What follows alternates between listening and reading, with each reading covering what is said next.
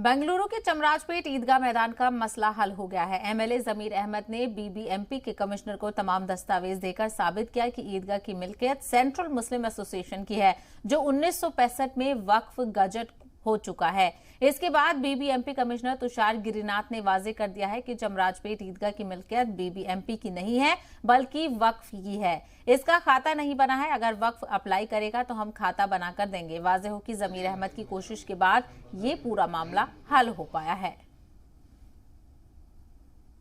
1965 के अंदर ये जगह जो है वक्फ बोर्ड को गेजेट होती है, वक्फ बोर्ड में जम जाती है, वक्फ बोर्ड में गेजेट हो जाता है। ये खाता अगर उस टाइम पे बना के रहते तो इतना सब हंगामा नहीं होता था। अगर भी उसको फुल स्टॉप करके कमिश्नर की तरफ से ही बोला गया है कि भाई ये जगह हमारी नहीं है, ये वक्फ बोर्ड की जगह है, उसका आप आके खाता बना लो करके।